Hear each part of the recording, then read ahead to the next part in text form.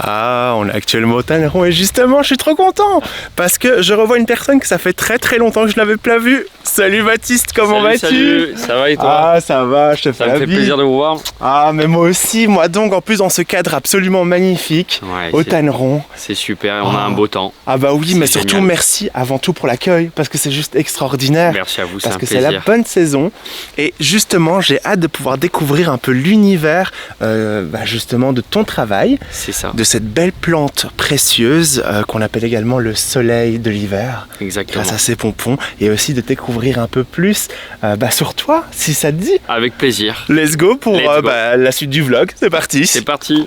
Est-ce que tu pourrais te présenter un peu à ma communauté? Bien sûr, donc moi c'est Jean-Baptiste Raboris Torto, donc je suis exploitant agricole à Tanneron et en fait j'ai repris du coup une exploitation familiale donc dans le massif de Tanneron qui s'appelle donc c'est le domaine Cagdenier sur lequel on a fait notre entreprise France ECA Mimosa. Donc c'est une exploitation de plus de 80 hectares avec une dizaine d'hectares de plantés sur laquelle du coup on produit différentes variétés d'eucalyptus et de mimosa pour la fleur coupée mais également bien sûr pour le parfum. Donc le mimosa d'Écurens qui est un mimosa sauvage et qu'on utilise vraiment que pour la parfumerie grassoise. Mais du coup j'aurais aimé savoir Baptiste, ça fait combien de temps, parce que t'es super jeune, ça fait combien de temps que tu fais ça? C'est ça, donc moi j'ai 25 ans, on a commencé en 2021, donc ça fait 5 ans qu'on est dedans. L'exploitation en fait avait été achetée en 1990 par mes grands-parents, par ma mamie et mon grand-père, et du coup ils ont développé petit à petit l'exploitation, ils ont tout planté eux-mêmes. À l'époque il y avait en fait une vieille bergerie avec un toit effondré, donc c'était pas encore très on va dire développé, donc petit à petit ils ont planté tous ces hectares, ils ont construit un mât grâce au mur attenant en fait qui était déjà existant sur la propriété. Ouais. Et donc au fil des années ils ont développé ça, mais malheureusement en 2012 mes grands-parents ont arrêté parce que mon grand-père est tombé malade et ma grand-mère voilà ils méritaient aussi bien leur retraite parce qu'ils ont beaucoup travaillé. Et du coup en 2012 nous on pouvait pas reprendre, hein. On avait 12 ans, donc c'était. Ah bah oui, vous étiez super jeune à cette époque. C'est ça, donc Oh c'était waouh. compliqué. Mais du coup ça a été un rêve pour toi de pouvoir reprendre l'affaire familiale? Ouais, c'est ça. Ah ouais? Ouais, Incroyable. tu verras tout à l'heure sur les photos. Bon, dès petit, j'étais un peu dans les bras de papy et mamie sur les tracteurs, etc. Excellent. Donc on était, en fait, les grands-parents nous ont toujours monté ici avec ma cousine, ma sœur. On a toujours grandi quand même. Donc en fait ici, c'est nous vraiment une garder, en affaire fait. familiale. C'est ça. Ok, qui a été transmise de père en fils, de mère en C'est ça. fille. Et c'est ça qui est formidable. Et du coup, est-ce que tu t'inspirais à un autre métier que celui de mimosiste?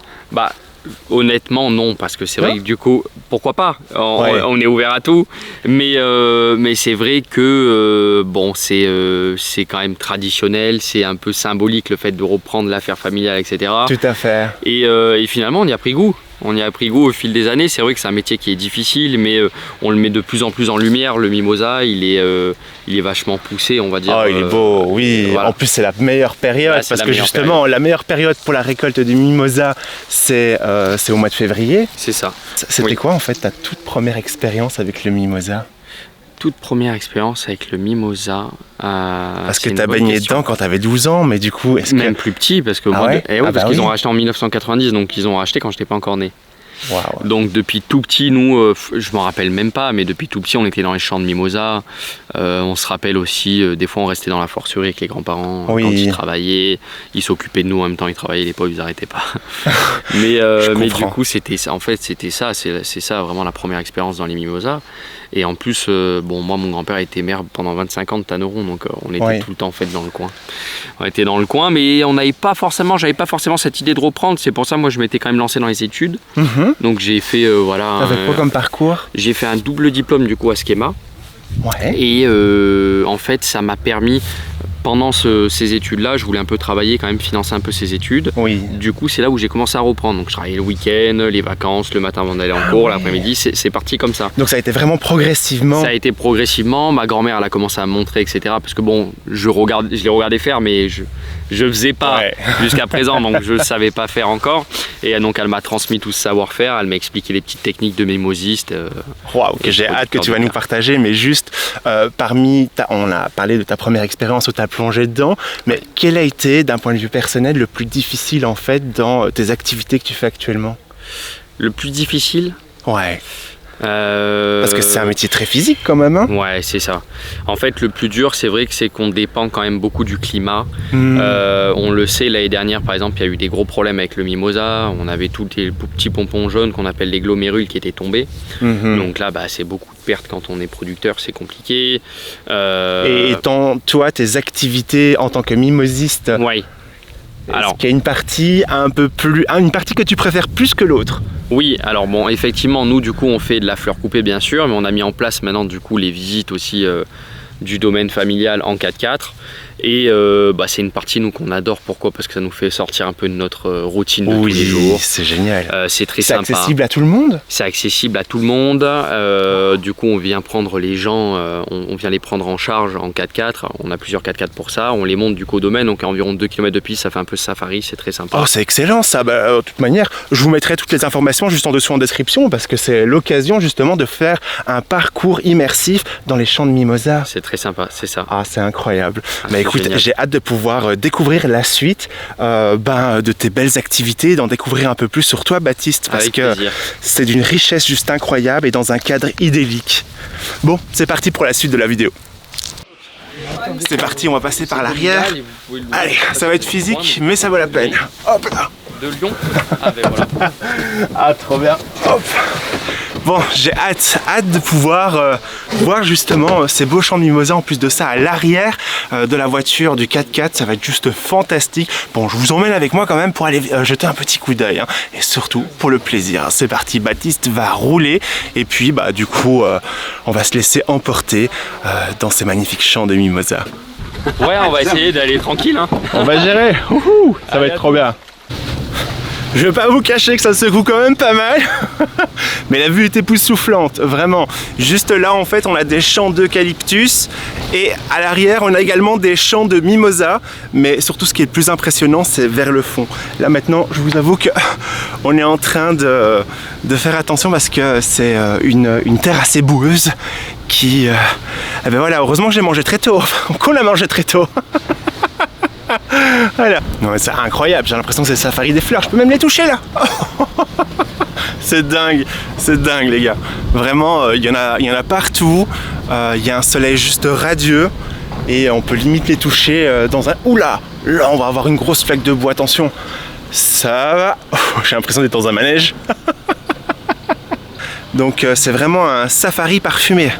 Et c'est parti, là où on est arrivé dans l'humble demeure, où justement ils font la production de mimosa.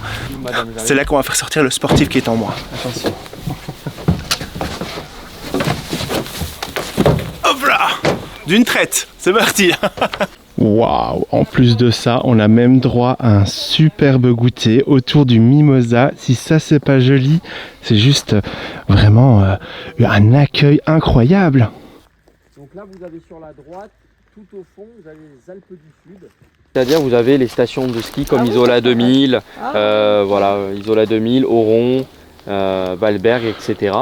Vous avez ici, juste en face de vous, la ville de Grasse, donc capitale mondiale du parfum, Tanvaroise et le pays de Fayence. Waouh! Donc du coup là, on part sur un mimosa chenille, un acacia juste incroyable qui sert justement à décorer les bouquets floraux. Baptiste, c'est vraiment incroyable ce que tu as conçu et donc du coup chaque personne qui font, j'ai envie d'appeler ce safari parfumé, si je peux me permettre, c'est ça, exactement. Ont droit à ce bel accueil, à ce... Waouh! C'est ça, en fait à chaque fois donc on essaye de faire un bon petit déjeuner ou on va dire un goûter gourmand à chaque visiteur. Pendant ce temps on explique l'histoire familiale, la tradition des grands-parents, etc. Et tu vas faire une découpe d'un mimosa? Bien sûr. Wow, j'ai hâte. C'est ça. Du coup, on fait visite après de la forcerie. Ok. On visite les champs. Ok. On coupe avec les gens. On leur donne des bouquets de mimosa. Trop bien. Tu vas nous expliquer un peu tout ça, ce que c'est qu'une forcerie, etc. C'est ça. J'ai hâte. Également différentes variétés de mimosa. Oui. Waouh. Bon, on va pas spoiler maintenant, mais en tout cas, j'ai hâte de pouvoir connaître la suite de cette belle aventure. Ça marche. Mais du coup, Baptiste, la question que je me pose, c'est combien de variétés vous avez au sein du domaine? Alors, au niveau de l'eucalyptus, on a 4 variétés. Waouh! Parce que vous ne faites pas que le mimosa, mais aussi l'eucalyptus. C'est ça, il faut savoir qu'en fait notre métier principal c'est la production d'eucalyptus parce que ça nous permet de tenir 10 mois dans l'année. Oui.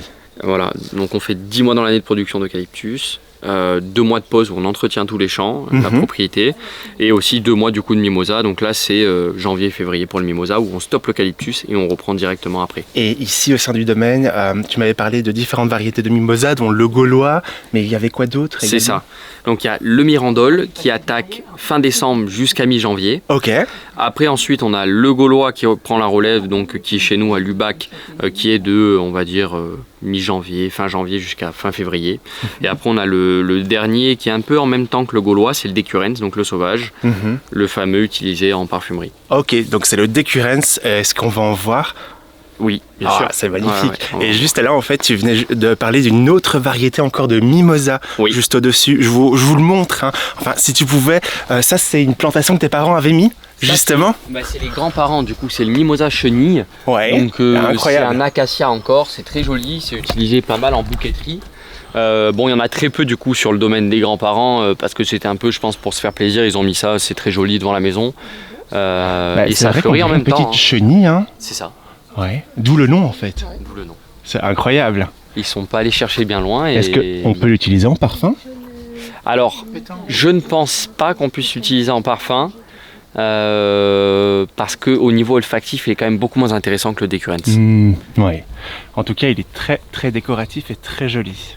Tu sais combien il y a de variétés de mimosa qui existent au monde, plus ou moins, ou bien il y en a énormément. Ouais. Je crois que c'était, je sais plus si c'était plus de 1400 ou 400. Waouh. Ouais, donc c'est énorme. C'est énorme. Ouais. Ah ouais.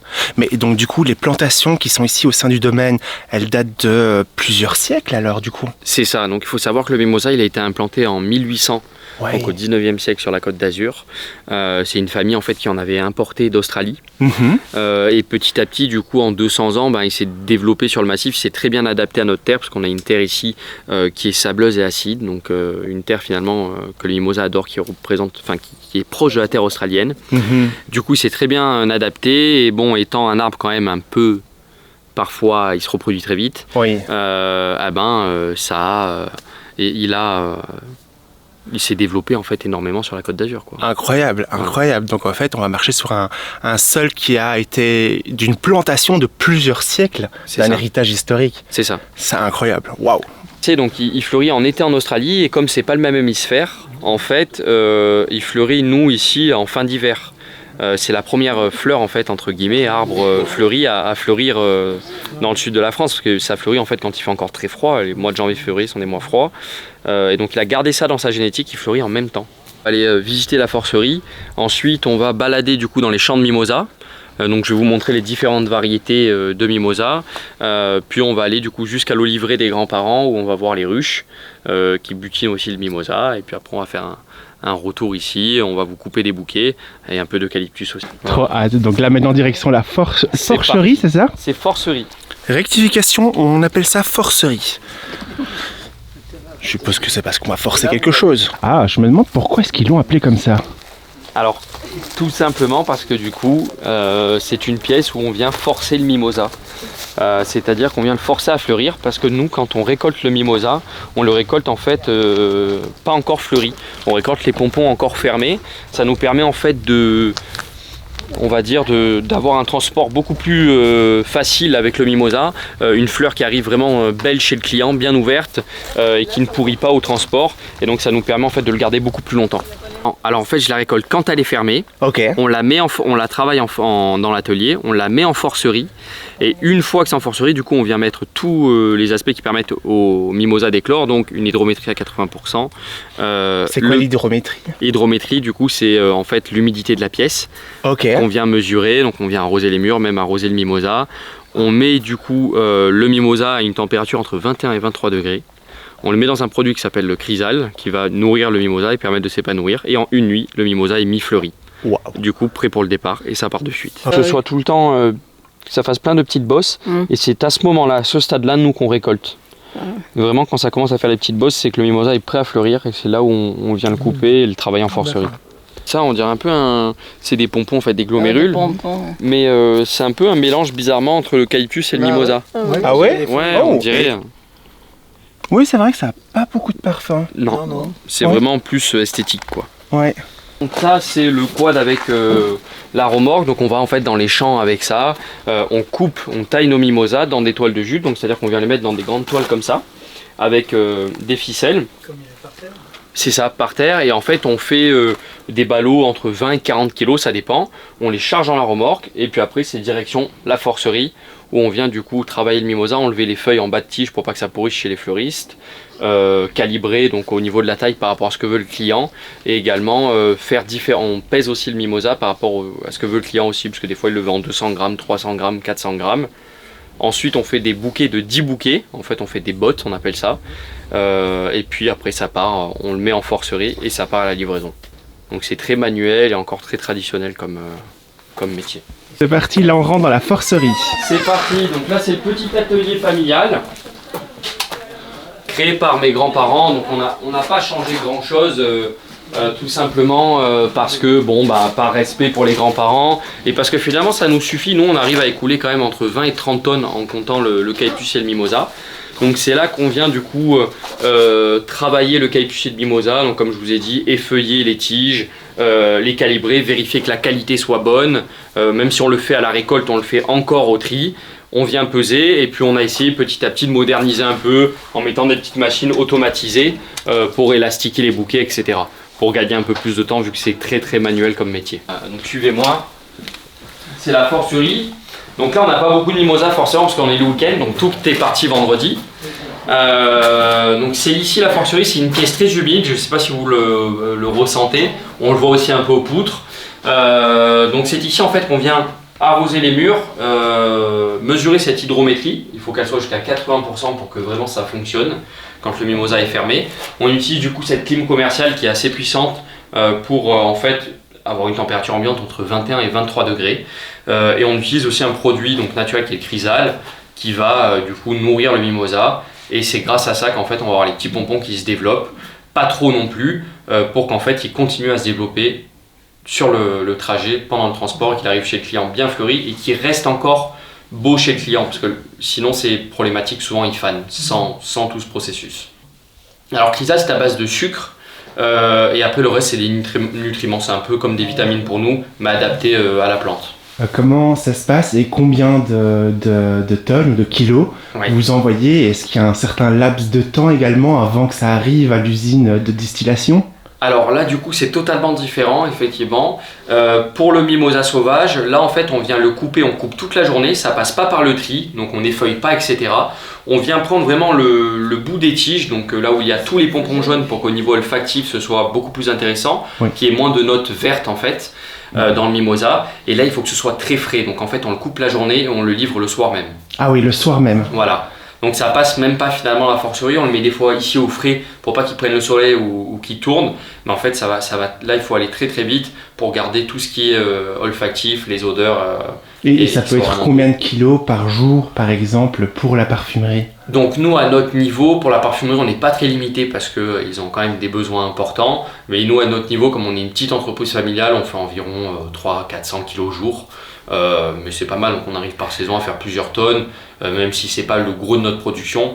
Nous on est super heureux de le faire parce que ça contribue à la parfumerie grassoise, et en plus de ça c'est un plus pour notre métier et ça nous change aussi un peu de nos habitudes. Et du coup ces mimosas sauvages, est-ce qu'ils sont également stockés ici dans les mêmes conditions que les autres variétés de mimosa, c'est-à-dire avec toutes ces composants qui permettent justement de minimiser l'éclosion justement de la fleur? Non, alors là justement le mimosa sauvage c'est 100% naturel parce que du coup on n'ajoute pas de produits, on n'ajoute pas de chaleur finalement c'est vraiment on vient le couper quand il est développé, que les glomérules sont déjà bien ouvertes en fait. Donc en fait il n'y a vraiment pas de processus à mettre en place, c'est 100% naturel. Et il faut savoir que nous sur le domaine des grands-parents on n'a aucun traitement phytosanitaire, et on fait la certification MPS qui est une certification maintenant européenne qui est mise en place sur les marchés de fleurs, donc qui certifie qu'on ne traite pas aux produits phytosanitaires, qu'on n'utilise pas beaucoup d'eau et pas beaucoup d'électricité.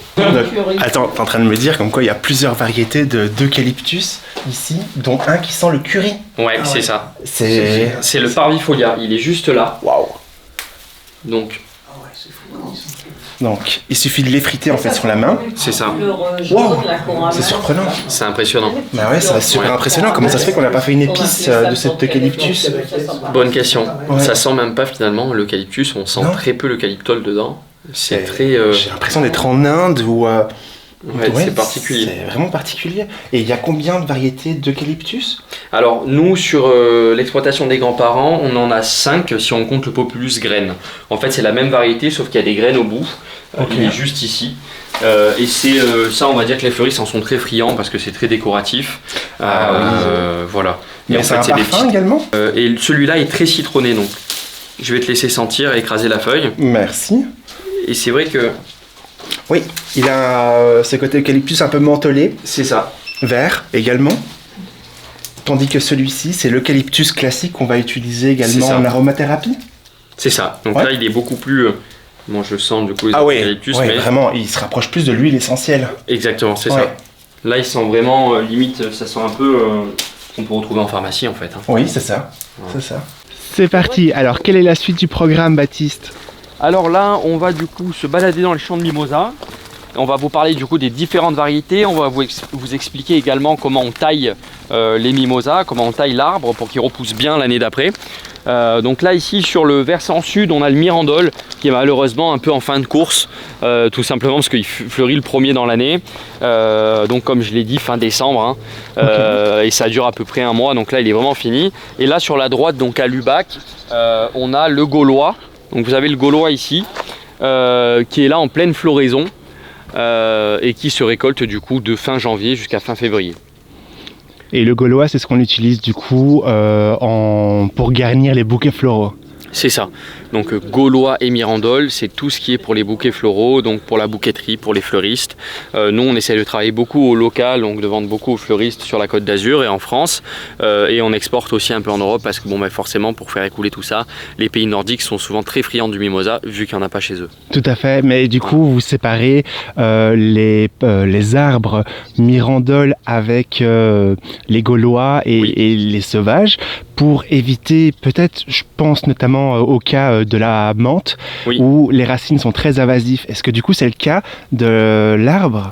Alors entre mimosa, ils se gênent pas trop, mais c'est vrai que pour, on va dire, séparer les variétés, on préfère faire ça, mais dans tous les cas, elles ne fleurissent pas en même temps, donc en fait on repère la différence grâce au moment de floraison. Ok. Donc ça, on arrive à les différencier comme ça. Et vous verrez aussi que le mimosa sauvage, donc là c'est un mimosa de culture, cultivé, les branches sont vertes foncées, alors que le mimosa sauvage, les branches sont beaucoup plus claires bleutées. Donc on verra ça juste après et vous verrez que c'est pas du tout pareil, et au niveau aussi olfactif on voit de suite la différence. Ah ouais? Ouais. Hâte. Voilà. Parce que justement le mimosa a quand même une grosse particularité, c'est d'avoir une senteur un peu mielée, poudrée, verte, végétale. C'est ça. Et là il sent pas tant que ça, vous voyez. Je vais vous faire sentir après le sauvage, vous verrez c'est beaucoup plus fort. Comment on taille le mimosa? Donc en fait le mimosa on le taille un peu à hauteur d'homme, c'est-à-dire qu'on vient le tailler à la tronçonneuse, donc on va dire à bout de bras. On essaye de toujours laisser des petites tiges pour qu'il ait de la vitalité et qu'il ne souffre pas trop de la sécheresse après derrière, ou alors du surplus. Voilà, il ne faut pas faire des tailles trop sèches sur le mimosa. Parfois aussi on laisse des tirants, donc c'est les branches, des gros tirants montés. Ça permet au mimosa en fait d'avoir une bonne circulation de la sève et d'être plus résistant et de donner plus l'année d'après. Parce que si on le taille trop, en fait l'année d'après il va un peu moins donner. Attends, les tirants, c'est quoi? C'est le bout juste au-dessus? En fait c'est toute la branche, c'est toute la tige. Ok, toute la tige qui monte. D'accord. En fait, c'est un tirant. Mais pourquoi du coup vous laissez le tirant à chaque fois En fait on en laisse pas mal parce que ça permet du coup une bonne circulation de la sève. Le fait de tailler trop sèchement un mimosa, même s'il va pas forcément mourir, c'est un risque, et c'est aussi finalement une récolte l'année d'après qui est moins importante. Donc on essaie de lui laisser le plus de vitalité possible pour que l'année d'après on ait quand même une bonne récolte. Mais du coup comment est-ce que tu peux savoir qu'un mimosa est en bonne santé? Alors ça on le voit tout simplement en fait aux feuilles. Donc là comme ici on voit des feuilles qui ne sont pas tachées, on voit un mimosa qui est pas, les branches sont bien vertes, elles ne sont pas boisées on va dire. Là c'est l'exemple par exemple d'un mimosa qui a beaucoup souffert le temps qu'on reprenne en fait l'exploitation des grands-parents. Vous voyez que le mimosa en fait est très boisé, etc., un peu sec, et ça cause de la sécheresse. Combien de temps peut prendre un mimosa avant de revivre, renaître? C'est un peu... ça prend quand même son temps, on va dire 3 ans. pour que 3 vraiment ans ils soient à taille adulte. Ouais. Ah ouais, quand même. Ouais, et des fois on voit, d'ailleurs c'est marrant parce que les pieds de mimosa quand ils meurent, on voit parfois un pied qui reprend directement dessous. Oh, waouh. Ouais, Comme une les espèce oliviers. de... Ouais, c'est ça. Mais du coup, tous les arbres qu'on a autour de nous, enfin un arbre, c'est centenaire, ça a plusieurs siècles. Oui. Mais du coup, est-ce que tu peux, quand on plante l'arbre, Oui. ça peut prendre combien de temps d'une jeune pousse à avoir une grande pousse? Bah, ça prend quand même son temps, même si on va dire que le mimosa pousse très vite. Un mimosa qu'on plante va prendre 3 à 4 ans avant d'être un peu récolté, pour que vraiment qu'il donne, en fait, qu'il y ait un rendement. Donc ça prend quand même son temps, et c'est à peu près pareil pour le caducus, c'est 3-4 ans pour la récolte. Par exemple, tu as parlé du changement climatique qui influence également la récolte du mimosa. Forcément, donc là, l'année dernière, on avait quand même eu un gros impact dû au surplus de pluie en fait. Le surplus de pluie avait fait beaucoup plus développer en fait les tiges vertes par rapport aux glomérules, et en fait ça avait laissé tomber toutes les glomérules. Donc ce qui se passait, c'est qu'en fait sur une tige comme ça, on avait que la petite tige là, on n'avait plus de glomérules dessus. Ok, Voilà. C'est quoi une glomérule? Donc une glomérule en fait c'est des petits pompons jaunes, c'est Et ça. quand elle se développe, est-ce qu'elle a un autre surnom comme un Pokémon qui s'évolue? Non, il n'y a pas de Pokémon qui s'évolue, mais ici on l'appelle le soleil de l'hiver. Ah, ça fait rêver. Voilà. Ça, c'est super agréable. En général, dans ce que j'appelle le safari parfumé, Oui. combien de temps dure, par exemple, ce petit itinéraire? Alors l'itinéraire il dure environ 2 heures. Ouais. Donc ça comprend voilà, tout, hein, la prise en charge 4x4, le petit déjeuner gourmand avec la description de l'histoire familiale, l'histoire des grands-parents, et du coup après la marche dans les mimosas, dans les différentes variétés, puis le retour en 4x4 du coup au point de rendez-vous au gîte de la Verrerie. Oh, mais c'est incroyable. Donc c'est vraiment un beau séjour, une belle aventure que tu présentes et que tu proposes également. C'est ça, C'est juste magnifique. c'est très très sympa, c'est en pleine nature, au calme absolu. C'est un domaine qui est très isolé et où les gens peuvent venir se ressourcer, passer un bon moment dans les C'est ça mimosas. que j'ai quoi. vu, il y avait quand même pas mal de promeneurs en fait. Ouais. Ouais. C'est pas Il y a mal beaucoup, ça. beaucoup de promeneurs. Ouais. Ah ben voilà, là on est sur du beau mimosa. Ah ouais? Qu'est-ce qu'on a trouvé là comme genre de mimosa? Alors là, on est encore sur du gaulois. Il est bien fleuri, bien jaune.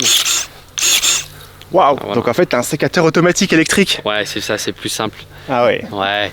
On a tenté le manuel, mais à force, on sentait, on avait mal aux mains, quoi, en fait. Ah mais du coup, tu dois avoir une échelle pour monter jusqu'en haut. Alors pour les mimosas comme ça peut arriver, mais là, ce qu'on fait souvent, c'est à la tronçonneuse. Ouais. On vient du coup un peu l'abattre un peu plus bas, et après il repousse tout petit à petit l'année d'après.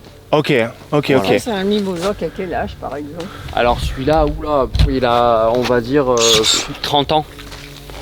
Ça Ouais. pousse pas bien vite. Ben, en fait, c'est pas que ça pousse pas bien vite, mais c'est qu'après ça stabilise, ça continue pas vraiment de pousser très très longtemps. Quelle est la plus grande hauteur que peut avoir un mimosa? Alors ça c'est une bonne question. Là sur l'exploitation des grands-parents, on est environ sur des hauteurs de peut-être 20 mètres. 20 mètres. Ouais, Waouh. quand même. Maximum. C'est J'ai impressionnant. pas vu plus grand pour l'instant. Ouais. Voilà. C'est impressionnant. Alors là, sentez ce mimosa et je vais vous le faire sentir avec l'autre. Je suis désolé, je vais vous faire un peu... Je vais essayer de pencher cette branche. Ok. Tu veux de la trappe? Hein? Tu veux de la trappe? Non, t'inquiète. Et je vais couper là. Une grosse branche comme ça? Voilà. Waouh. Cordonova, C'est ça. Et en fait, là, vous avez du coup le mimosa sauvage. Et alors, je sais pas si vous voyez Celui-là, la différence au niveau de la tige. Celui-là, il est pas sauvage? Non, ce que vous avez là, c'est du cultivé. Et là, c'est du sauvage. Et on le reconnaît en fait par sa feuille qui est beaucoup plus bleutée. Et la tige, vous voyez, qui est un peu blanchâtre. C'est ça. D'accord. Mais ça se voit plus sur l'arbre. Ok. Il est un peu plus clair. Là, ça a l'air vraiment. On dirait plus près de clair. l'armoire. Et il y a une différence de pompons ou pas vraiment? Alors, les pompons sont un peu moins, c'est un peu moins des fois esthétique finalement que le cultivé. Mais au niveau olfactif, c'est beaucoup. C'est pas beaucoup le plus jaune puissant. aussi, peut-être. Je me permets, on va sentir. Oui, il a vraiment ce côté poudré, un peu mielé. C'est Il plus doit y avoir puissant, pas mal de petites bêtes qui doivent apprécier ce petit goût Ouais. un peu sucré dont les abeilles dans les abeilles. sur le domaine. Justement, tu as une ruche Ouais. avec les abeilles sur le domaine. C'est ça. Mais c'est incroyable. C'est ça. Vraiment, en plus ça leur donne à manger, donc du coup on préserve aussi la biodiversité en l'air nourrissant. C'est ça. Oh waouh. C'est un cycle. À la main. Alors là, je retire certains pompons, c'est pour le côté esthétique, parce qu'en fait, il y a certains pompons des fois qui sont un peu marrons. Ça, c'est dû, on a eu beaucoup de pluie ces derniers temps, et comme on est un peu en fin de saison, le mimosa, il commence à tout simplement à fatiguer. Donc pour que le bouquet soit bien jaune et pas, et on va dire bien brillant, on enlève tous ces petits pompons marrons. Celui-ci, c'est bien le gaulois. Non. Ok, c'est le sauvage. Ça, c'est le sauvage. Donc on l'utilise en parfumerie, donc ça veut dire qu'avant de pouvoir le déposer à l'entrepôt pour la distillation, du coup tu fais le même pratique, c'est-à-dire que tu retires les pompons un peu plus faibles, fatigués ou jaunes. C'est ça, ou alors on essaie vraiment de cibler les arbres où les pompons sont bien jaunes, bien éclatants, pour pas en fait l'emmener à la parfumerie quand il est déjà marron, parce que ce serait pas, en fait ça perd au niveau olfactif et puis ça va mal se garder, donc ça va en fait modifier l'odeur au niveau de la création de la concrète et de l'absolu. Quel conseil donnerais-tu pour pouvoir bien conserver du mimosa? Ça peut être du mimosa gaulois qu'on va utiliser dans les fleurs, mais d'autres variétés de mimosa. Est-ce qu'il y a des critères à respecter pour justement avoir une belle fleur le plus longtemps possible? Oui, il y a quand même des petites techniques déjà, donc c'est de prendre un mimosa qui n'est pas encore trop fleuri, c'est la première des choses, mais si vous l'avez fleuri, donc vous pouvez marteler en fait le bas des tiges, ce qui permet tout simplement en fait d'ouvrir un peu plus la tige pour que le mimosa boive de l'eau plus facilement. Marteler, je vais fait, prendre un marteau et faire des petits coups, en fait casser le bas des tiges, ou alors les couper en biseaux, le mettre dans de l'eau tiède et rajouter soit un tout petit peu de sucre, soit du chrysal, c'est l'idéal, et surtout de le sortir la nuit, donc ne jamais trop le laisser au chaud en fait, parce que le mimosa n'aime pas le chaud, il fane très vite, et de changer l'eau tous les 2-3 jours grand maximum. Tous les 2-3 jours. Quelle température ambiante tu conseillerais pour garder un bon mimosa fraîchement le plus longtemps possible? Frais, donc finalement en hiver il vaut mieux le mettre dehors, et sinon la nuit le laisser sur le bord de sa fenêtre, sur sa terrasse ou dans son jardin, dans un vase, mais surtout pas à l'intérieur, donc je dirais entre... Ah non, pas à l'intérieur, jamais? Non. En fait oui, vous pouvez après le remettre la journée à l'intérieur, mais le soir c'est bien qu'il prenne de la fraîcheur, ça lui fait du bien. Ok. Voilà. Mais du coup, pourquoi est-ce qu'on va mettre du sucre dans l'eau pour pouvoir justement faire tenir son mimosa?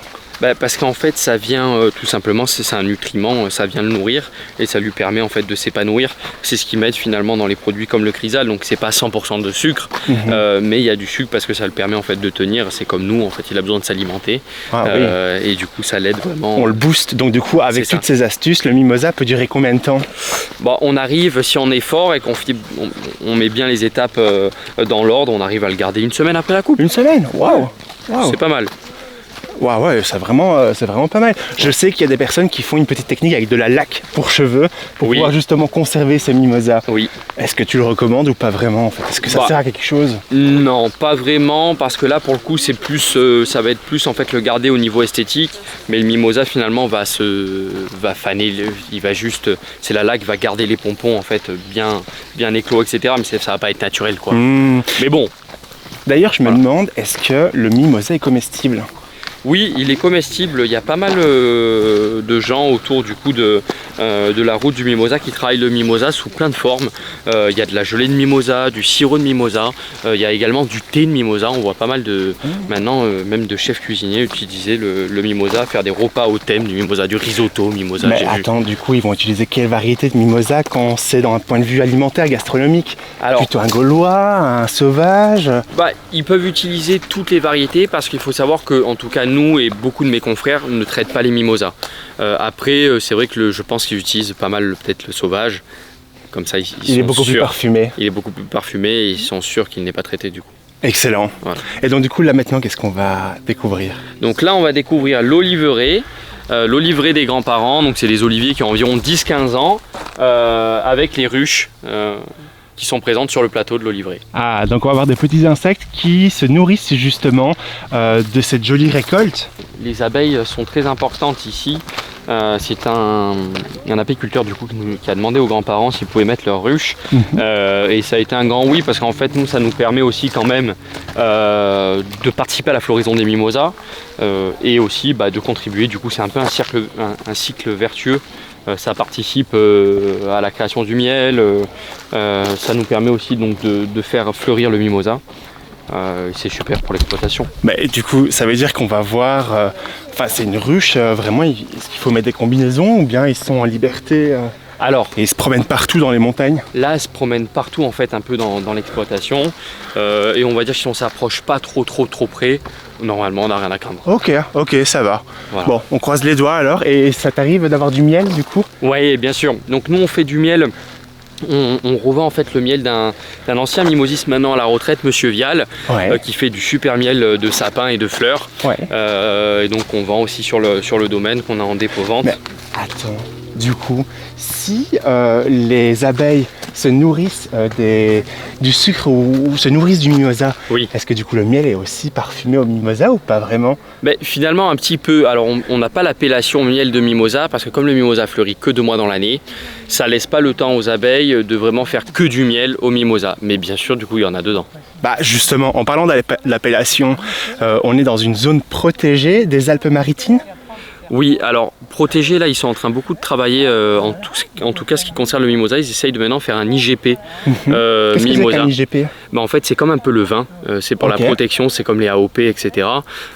Pour vraiment protéger le mimosa de Tanneron parce qu'il faut savoir que Tanneron c'est quand même la plus grande forêt de mimosa d'Europe et que le mimosa et en tout cas le mimosa en fleurs coupées ou parfumerie vient le plus souvent de Tanneron en fait. Waouh! Donc ça fait vraiment un produit d'exception. C'est ça. Incroyable. Donc là, on est juste devant les abeilles. Bon, je vous avoue qu'elle fait un petit peu peur, mais elles sont bien, ensevelies. Pourquoi est-ce qu'ils sont mis dans des boîtes? C'est du béton? Qu'est-ce que Non, c'est? alors c'est des boîtes en bois. Donc ça c'est l'apiculteur qui pose ça et sur chaque boîte en fait il met aussi la date à laquelle il met la reine dans les ruches etc. Il vient de temps en temps donc en prendre soin et récolter aussi le miel. Il les met ici l'hiver et puis après il les déplace l'été parce qu'il commence à faire trop chaud ici. Il les monte Ok. un peu en altitude pour là du coup faire le miel de sapin. Ok. Et le fait qu'ils sont à côté de l'eucalyptus, ça ne pose pas de soucis pour eux? Non, Parce que je sais qu'il y a certains insectes qui sont très sensibles oui, à des plantes telles que le menthol, l'eucalyptus, C'est etc. Mais eux, ça leur pose pas de problème. non, bah, on n'a pas vu en tout cas de ce que je sais, on n'a pas d'impact négatif sur les ruches du coup de l'apiculteur au niveau de l'eucalyptus. On a plus justement un impact positif vu la floraison du mimosa etc. Elles sont pas mal Ah, mais je crois qu'elles sont heureuses là. Hein. Ah oui. Et puis on le voit quand on récolte, elles sont toutes dans les arbres. D'ailleurs des fois avant de tronçonner, on tape un peu dans l'arbre parce qu'elles sont toutes en train de butiner. Vraiment quand on fait tomber l'arbre, il y a plein d'abeilles et de bourdons. On en a même quand on trie des fois sur la table. Ah du ouais. coup on essaie de les sortir, de les sauver de là. Là, je vais vous avouer que je vais devoir partir parce que justement, elles sont fâchées. La première fois qu'on se fait attaquer comme quoi, voilà. Voilà. J'ai parlé trop vite. Elles défendent leur territoire. Quelle est la suite du programme? Alors bah là on fait un retour du coup à la maison des grands-parents. Ouais. On va repasser peut-être au petit buffet si jamais ils veulent boire quelque chose. Et puis après du coup on passe à la redescente en fait, à la verrerie. On raccompagne les gens à leur voiture. À la verrerie? Oui. C'est-à-dire que vous faites des verres? Alors non, la verrerie c'est en fait c'est le gîte communal de Tanneron. Ok. Voilà, ils ont appelé ça la verrerie. Nous c'est un peu notre point de rendez-vous pour Ah accueillir oui. les gens. Voilà. C'est vraiment le site un peu touristique C'est ça. où tout le monde se regroupe pour pouvoir découvrir justement la région et ses beaux trésors. Exactement. Waouh. Du coup, c'est le départ pour les marches et le départ aussi du coup pour l'accès au domaine des grands-parents. Ah ouais. C'est incroyable en tout cas. Et moi je me demande, tu vois, en voyant toute cette beauté du Tanneron, enfin quelles sont tes pensées quand tu vois tout ce beau jaune, etc. Pendant cette période-là? Bah, c'est magnifique. Nous, au mois de janvier, février, quand la saison du mimosa arrive, on est toujours très content parce que on adore travailler le mimosa. Ça sent bon, c'est magnifique, c'est comme on dit, le soleil d'hiver. Et finalement, c'est aimé par énormément de monde, donc ça met en valeur notre métier de producteur horticole. Et ça nous permet de faire plein d'autres choses comme les visites du coup du domaine des grands-parents. Donc c'est vraiment notre période préférée, on va dire. Ouais, oh, waouh, ça fait vraiment, vraiment rêver. Bah, du coup, c'est un travail méga physique, on le voit là. Ouais. Waouh. Bah, c'est super physique, tout est manuel. Donc en fait, on vient récolter le mimosa, le mettre dans l'étoile de jute, après on porte l'étoile de jute, après on trie, après on livre. Donc c'est vrai que c'est quand même un métier. Voilà, il faut aimer se dépasser physiquement. C'est des fois du 7h, 20h en 7h, pleine saison. 20h. Ouais, donc c'est Ah waouh. ouais, c'est C'est de grosses énorme. horaires. Ouais. Moi, je me demande si, pour les jeunes qui nous regardent justement, est-ce que c'est un métier qui est rentable aujourd'hui? Alors, le mimosa, ça va encore, on arrive à vachement le mettre en valeur vu que quand même Tanneron, c'est un peu voilà, la terre du mimosa, on en fait très peu ailleurs. Pour d'autres variétés, malheureusement, comme l'eucalyptus, on a des concurrents quand même féroces en Europe. Oui. On a le Portugal, l'Italie, l'Afrique du Sud, qui ont des coûts de main d'œuvre en fait beaucoup moins importants que les nôtres et qui du coup font baisser les prix sur le marché. Et nous, on est obligé de s'aligner sur ces prix-là et ça nous impacte pas mal. Donc on est obligé de plus produire, etc. Donc ça reste rentable, mais c'est des métiers voilà, difficiles. Et finalement, nous on l'a repris par passion, mais aussi parce que c'était familial. Donc c'est parce que ça nous tenait à cœur. On l'a pas fait du coup que forcément pour... Mais du coup, actuellement, est-ce que les jeunes s'intéressent à la culture ou au métier de mimosiste? Oui, ça revient quand même. On voit même sur le massif de Tanneron, il y a pas mal de jeunes du coup qui reprennent. Ça avait sauté un peu une génération parce que moi, ma tante, ma marraine et ma mère n'ont pas repris l'exploitation familiale. Et donc c'est les petits-enfants, nous, on reprend petit à petit. Et là, on a repris pleinement. Et il y a pas mal de jeunes aussi qui ont fait ça. Ouais, il y a des jeunes sur Tanneron, donc il y a Madame Vescovi-Lisa qui a repris, et on est plein de jeunes comme ça, il y a aussi l'ami Neka, il me semble. Mais du coup, vous recrutez des jeunes étudiants, des stagiaires? Oui, alors ça on est très ouvert à ça, tous les gens qui sont intéressés justement par la fleur coupée, le travail agricole, de la terre, etc. Nous on recherche stagiaires, apprentis, saisonniers, employés, on est complètement ouvert à ça. Oh mais c'est merveilleux ça. Voilà. Mais du coup, la question que je me pose à l'heure actuelle, est-ce qu'il y a d'autres difficultés que le métier peut rencontrer? Alors des difficultés, on a parfois par exemple forcément en agricole, on a des contraintes climatiques. Contraintes climatiques et aussi on a des insectes un peu invasifs qui viennent abîmer par exemple les cultures d'eucalyptus, qui a été le cas l'année dernière, qui a été en fait, ils ont réussi à voir au microscope, ils l'envoient en fait en laboratoire. Ils ont vu au microscope, c'était des micro-punaises en fait qui mangeaient l'eucalyptus et du coup après ils essaient de trouver des traitements adaptés qui ne sont pas dangereux pour la santé et du coup pour l'écosystème. Donc c'est compliqué quand même de combattre parce que parfois il y a des insectes un peu qui abîment pas mal les branches. Donc là c'est de la perte pour nous. Après ça fait partie du jeu. Et le mimosa a également ce genre de problème du coup? Beaucoup moins. Beaucoup moins? Ouais, on a beaucoup moins de problèmes avec le mimosa. Ici, le mimosa sauvage que tu cultives ici, ça doit être une fierté de savoir qu'il se met au parfum. Et qu'est-ce que tu ressens quand tu sais que ton mimosa est dans un grand parfum? C'est extraordinaire parce que finalement là du coup c'est de la terre au parfum comme on dit, c'est tout un processus et ça fait plaisir nous de voir le mimosa aussi mis en valeur dans des grands parfums, des fois des parfums comme Kenzo, Cabana, etc. Ah totalement.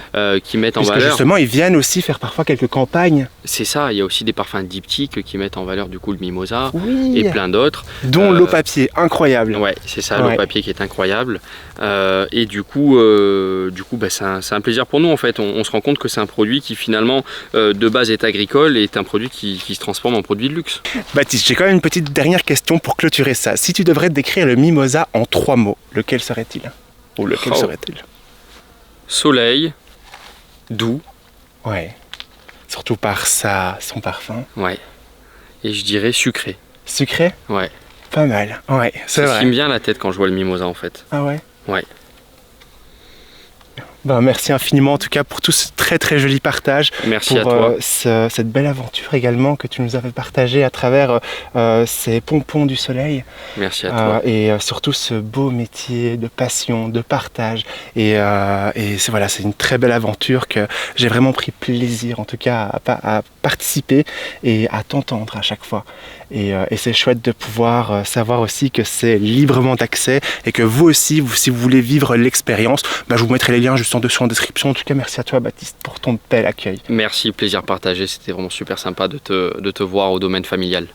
C'est un grand plaisir partagé. Et puis bien sûr, je vous mets tous les réseaux de Baptiste juste en dessous en description. Et nous on se retrouve juste après pour la suite de la vidéo.